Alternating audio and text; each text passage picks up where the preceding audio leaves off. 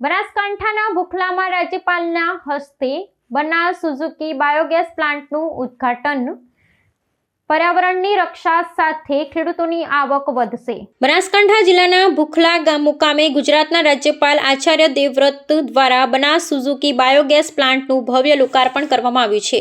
આ અદ્યતન પરિયોજના પર્યાવરણની સુરક્ષા સાથે ગ્રામીણ અર્થતંત્રને વેગ આપવા માટેનું એક મહત્વપૂર્ણ કદમ ગણાય છે। લોકાર્પણ પ્રસંગે રાજ્યપાલે જણાવ્યું હતું કે આ પ્લાન્ટ પ્રદૂષણ ઘટાડવામાં મદદરૂપ થવાની સાથે સ્વચ્છ ઉર્જાના સ્ત્રોત તરીકે ઉભરી આવશે। બનાસ ડેરી અને સુઝુકીના સંયુક્ત સાહસ તૈયાર થયેલો આ પ્રોજેક્ટ ટેકનોલોજી અને પશુપાલનનો ઉત્તમ સંગમ દર્શાવે છે। આ પ્લાન્ટ પશુપાલકો અને ખેડૂતો માટે આર્થિક રીતે આશીર્વાદરૂપ સાબિત થશે, કારણ કે અહીં પશુઓના છાણનો ઉપયોગ કરી બાયોગેસનું ઉત્પાદન કરવામાં આવશે। આ પ્રક્રિયાના અંતે મળતું જૈવિક ખાતર ખેતી માટે અત્યંત ગુણકારી હોવાથી રાસાયણિક ખાતરોનો વપરાશ ઘટશે અને જમીનની ફળદ્રુપતા જળવાઈ રહેશે।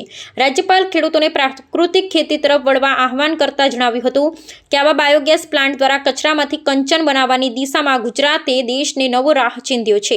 આ કાર્યક્રમ બનાસ ડેરીના પદાધિકારીઓ અને સુઝુકી કંપનીના પ્રતિનિધિઓ સહિત મોટી સંખ્યામાં ગ્રામજનો ઉપસ્થિત રહ્યા હતા। આગામી સમયમાં આ મોડેલને રાજ્યના અન્ય જિલ્લાઓમાં પણ અમલી બનાવવાની યોજના છે, જેથી રાજ્યના પશુપાલકોની આવકમાં વૃદ્ધિ થઈ શકે અને સ્વચ્છ ભારત મિશનને વધુ બળ મળે।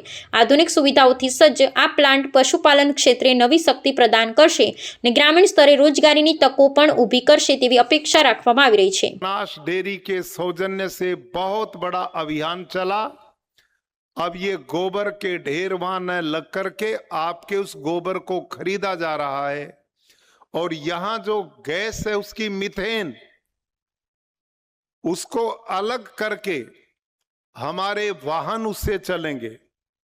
भारत का जो धन विदेशों में पेट्रोलियम पदार्थ खरीदने के लिए दिया जाता उसमें बचत होगी।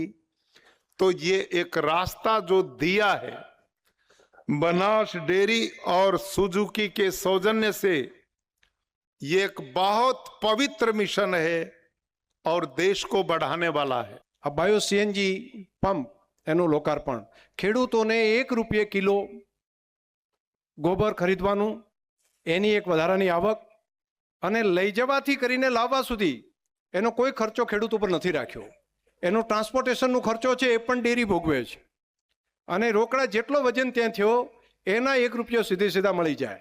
એટલે એને ગામની મંડળી સુધી પણ ભરાવા જવાની જરૂર નથી, અહીંયા પણ આવવાની જરૂર નથી। ત્યાં ડેરી જાય, ગોબર ખરીદે, અહીંયા લાવે, એમાંથી વેલ્યુ એડિશન કરે। અને એનું કામ શું છે? ખેડૂતને માત્ર આવક મળી એટલું જ નહીં, ખેડૂતને આવકથી તો આત્મનિર્ભર બન્યો કે દૂધની આવક મળતી હતી, હવે ગોબરની આવક મળતી થઈ, એટલે નવી એક ઇન્કમ થઈ।